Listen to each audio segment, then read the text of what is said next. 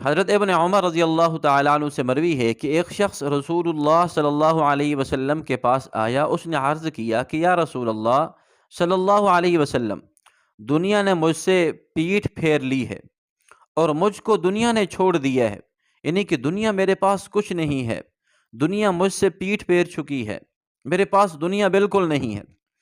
یعنی کہ اپنی تنگی کا، گھر کے حالات کا آپ صلی اللہ علیہ وسلم کے سامنے اظہار کرنے لگا۔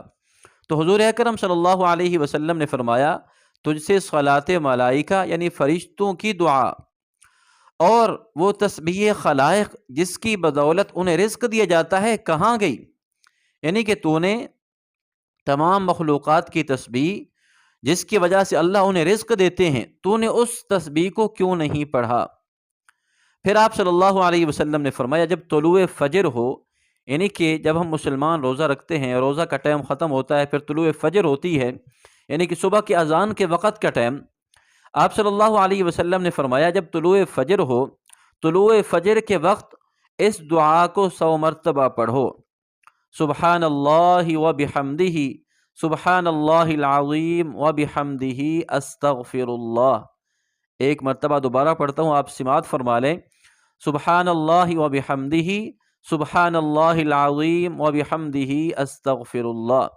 تو آپ صلی اللہ علیہ وسلم نے فرمایا تو دنیا تیرے پاس پست و ذلیل ہو کر آئے گی۔ پھر وہ شخص چلا گیا اور عرصہ تک نہیں آیا۔ پھر کچھ عرصے کے بعد آیا، اس نے عرض کیا یا رسول اللہ صلی اللہ علیہ وسلم، میرے پاس دنیا اتنی آ چکی ہے کہ میرے پاس اس کے رکھنے کے لیے جگہ نہیں ہے۔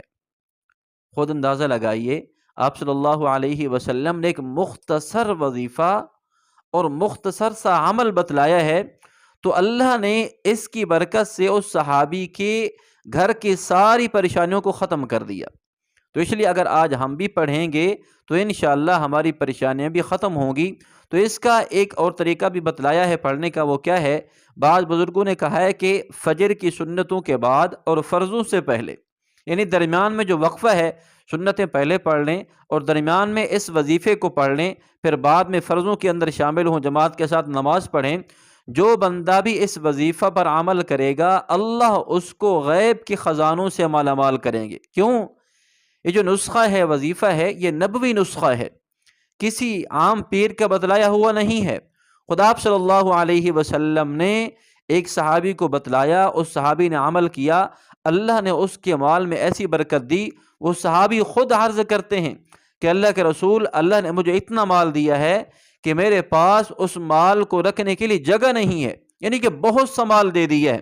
تو اس لیے جو لوگ فقر کے حالات میں پریشان ہیں، روزی تنگ ہے، گھر کے حالات صحیح نہیں ہے، معاملات صحیح نہیں چل رہے، تو اس وظیفہ پر عمل کریں، یقین کے ساتھ عمل کریں۔ دیکھیں، یقین یہ بہت بڑی چیز ہے، یقین کے ساتھ عمل کریں گے تو اللہ اس کا بدلہ دیں گے۔